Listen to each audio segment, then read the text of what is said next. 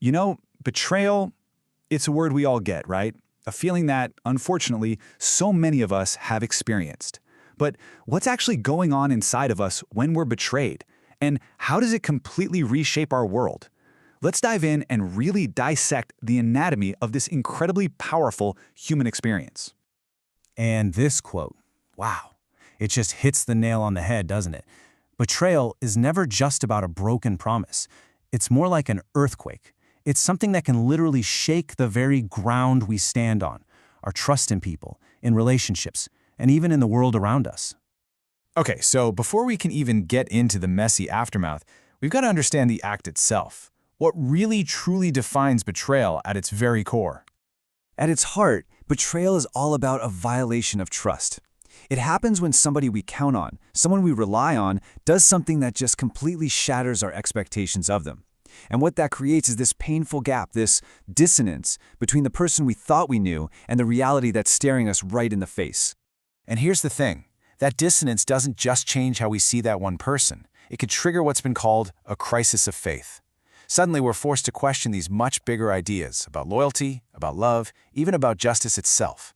It makes you wonder, what can I really count on? All right, so as we're about to see, this experience can actually take on a couple of different forms. It's definitely not a one-size-fits-all kind of pain. So, does all betrayal look the same? Well, the simple answer is absolutely not. While the pain can feel very similar, where that betrayal comes from often falls into two really different categories. Let's take a look at its two main faces.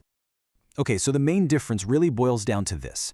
On one side, you've got what's called relational betrayal. This is the super personal, intimate kind that happens between friends, family, or romantic partners. And then on the other side, there's systemic betrayal. This one's bigger. It happens when the very institutions that are supposed to protect us fail us instead.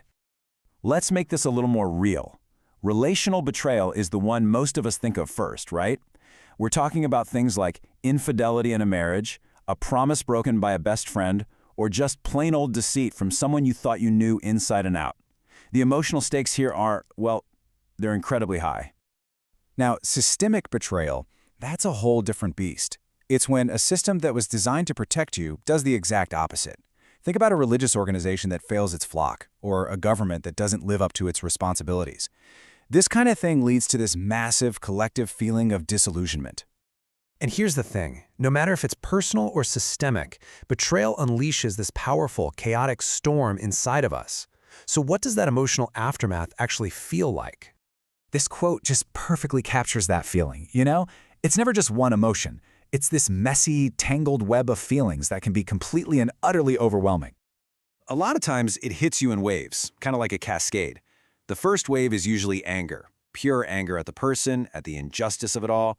But that's often followed by this really deep sadness for everything that's been lost. And then comes the confusion, your mind just wrestling, trying to make sense of the person you trusted and the one who caused all this pain. And this is so important to understand. All that turmoil, it doesn't just stay on the surface. It can make you feel totally and completely alone. And it can even lead you to question your own judgment, your own worth. It can fundamentally change your sense of who you are. But what about after the storm passes? Can you actually rebuild from that wreckage? Well, it turns out there is a path forward, a way to move from all of this pain toward real growth. And that's really the big question, isn't it? When the trust has been shattered and the pain is just sitting there, what comes next? Well, healing is possible, but the path forward, it's not always simple. So one of the first, and let's be honest, one of the biggest challenges is forgiveness. And just to be clear, this doesn't mean forgetting what happened. It's about that incredibly difficult process of trying to reconcile your hurt with a need for compassion, if not for them, then at least for yourself. It is a complex and deeply personal journey. But here's something you might not expect. Maybe the most surprising part of this whole thing is what can actually come out of it. There's this really powerful idea that this profound pain can be a catalyst, that facing betrayal can force a kind of growth, a kind of resilience that maybe wouldn't have happened otherwise. So when it all comes down to it, the real key to moving forward isn't trying to pretend it didn't hurt, it's facing the pain, the anger, the confusion head on. Recognizing and actually processing these emotions is what allows us to move through the experience, instead of just getting stuck in it. And that leaves us with this final, really powerful question. Betrayal leaves a deep wound. There's absolutely no doubt about that.